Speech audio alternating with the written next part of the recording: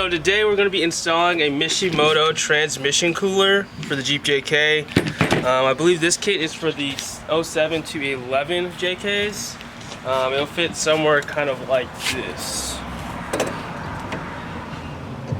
If you run the engine oil, okay.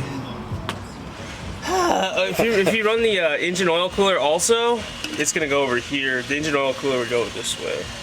But sorry for all the ambient noise. People are doing yard work and it's a Saturday, so please bear with me. I'll try to talk a little bit louder. Here's the install kit. Everything comes with. These are mounting brackets here. You have some AN fittings here. You have some hose clamps, some hardware. You're gonna need some ATF4 Mopar stuff. You see mine's a little crusty and dusty, but that was when I changed the transmission fluid a while ago, probably like a year ago now.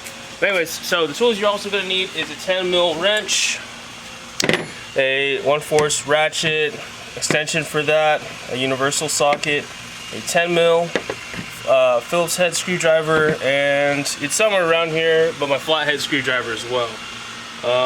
And it's also nice to have a pair of trim clip pliers. These are really nice. So let's go ahead and start. I started already by taking off the grill. If you don't know how to take off your grill, in pretty much almost all my installs I have taken off the grill. So let's go ahead and check out one of those videos. It's super simple.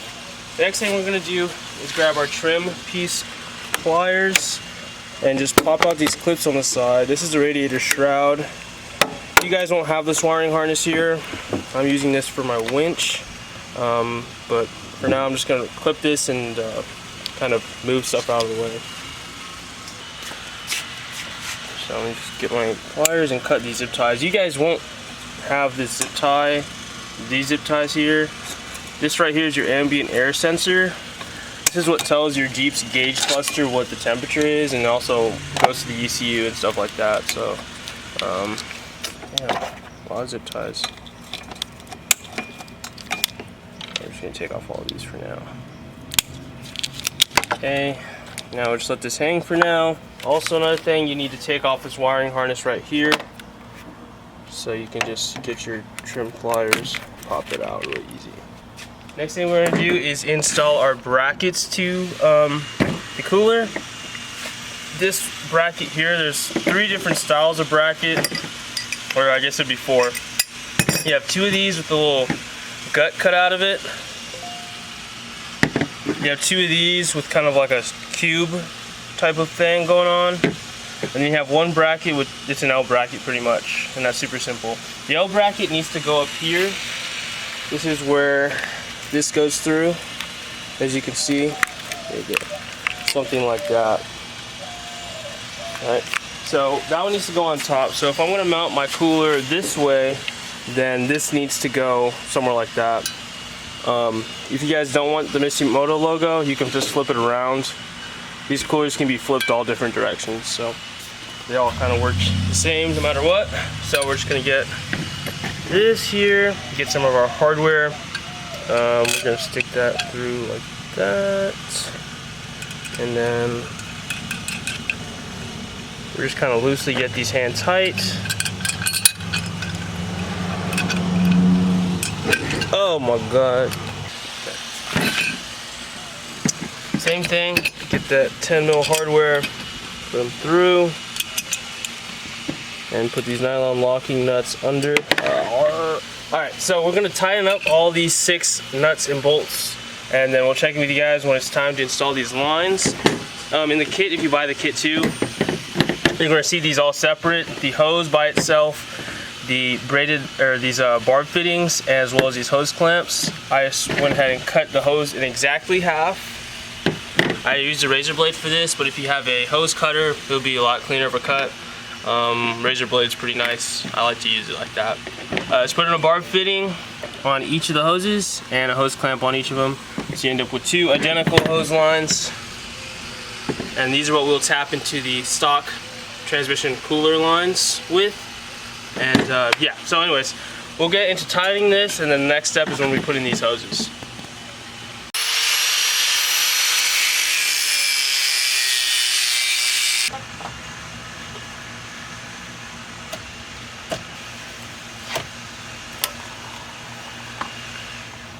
hose clamp first. Add your barbed fitting.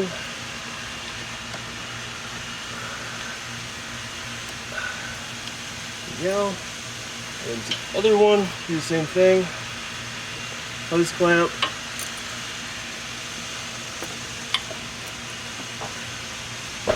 Barb fitting. There you go. And now I'll check in with you guys when we kind of clean up the lines a little bit and tighten up these hose clamps. Running into some fitment issues. I think it's because this is supposed to actually mount up in this hole right here. So this hole, if you mount it up where I had it before, the fittings right here, they just run into this core support, and I don't want to cut anything out of that. So what we're gonna do, okay, this thing can get out of my way.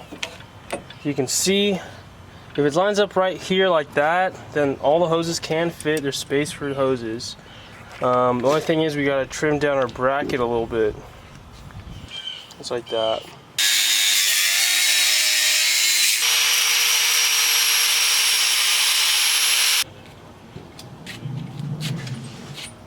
See how that cut worked out. Yes. Perfect, perfect. So this will fit like that. And the hoses will run pretty nicely.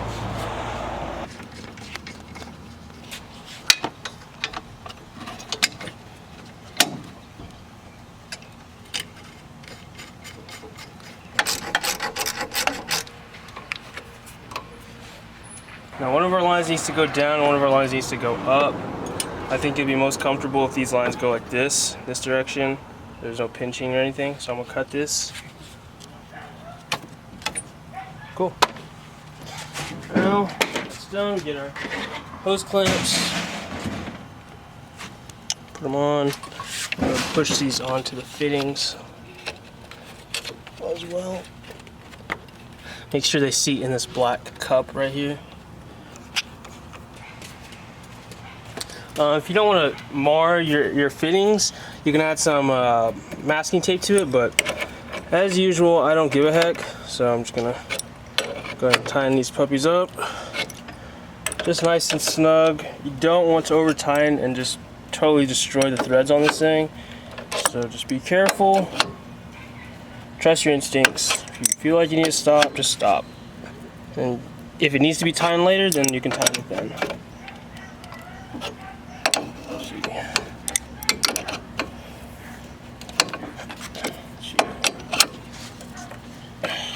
Should be tight. Everything's tight. I think now we can start up the Jeep. Okay, I'm gonna quickly check for leaks.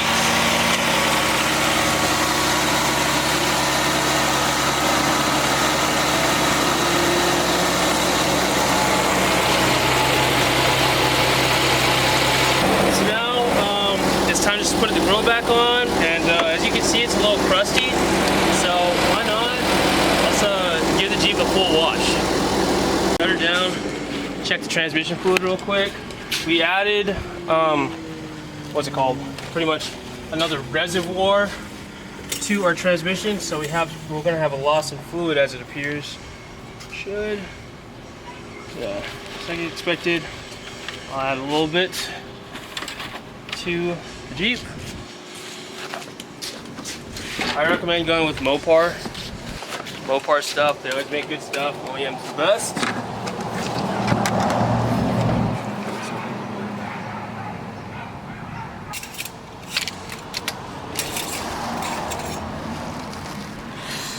And now we're all filled up.